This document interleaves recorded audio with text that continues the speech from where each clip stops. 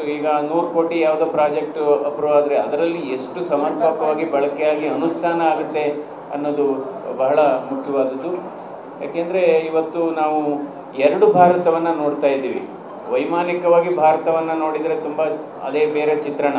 ಆದರೆ ನಿಜವಾದ ಭಾರತವನ್ನು ನಾವು ನೋಡಬೇಕಾದ್ರೆ ರೈಲಿನಲ್ಲಿ ಪ್ರಯಾಣ ಮಾಡಬೇಕಾಗುತ್ತೆ. ರೈಲಿನಲ್ಲಿ ಪ್ರಯಾಣ ಮಾಡಿದಂಥ ಸಂದರ್ಭದಲ್ಲಿ ರೈಲಿನ ಎರಡು ಬದಿ ಏನೇನು ನೋಡ್ತೇವೆ, ಬಡತನವನ್ನು ನೋಡ್ತೇವೆ, ನಾವು ಶೌಚಾಲಯದ ಸಮಸ್ಯೆಗಳನ್ನು ನೋಡ್ತೇವೆ, ರೈತರ ಬವಣೆಯನ್ನು ನೋಡ್ತೇವೆ, ಕೂಲಿ ಕಾರ್ಮಿಕರ ಸಮಸ್ಯೆಗಳನ್ನು ನೋಡ್ತೇವೆ, ರಸ್ತೆಗಳ ಸ್ಥಿತಿಗತಿಯನ್ನು ನೋಡ್ತೇವೆ. ಅದರಿಂದ ಮಹಾತ್ಮ ಗಾಂಧೀಜಿಯವರು ಈ ಭಾರತ ದೇಶವನ್ನು ಅರ್ಥ ಮಾಡಿಕೊಂಡಿದ್ದು ರೈಲಿನಲ್ಲಿ ಪ್ರಯಾಣ ಮಾಡಿದರು.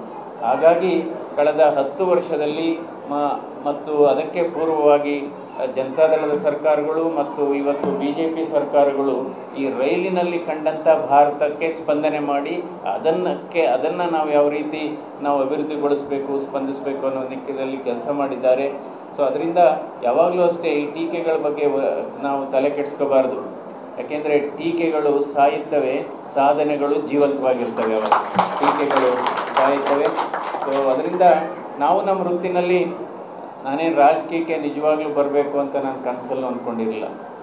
ಸೊ ನನಗೆ ಕೇಳ್ತಾರೆ ರಾಜಕೀಯಕ್ಕೆ ಹೇಗೆ ಬಂದ್ರಿ ಅಂತ. ರಾಜಕೀಯಕ್ಕಂತೂ ನಾನು ಬಂದಿಲ್ಲ, ರಾಜಕೀಯನೇ ನಾನು ಹೇಳ್ಕೊಂಡಿದ್ದೆ, ಆ ಥರ ಆಗಿದೆ.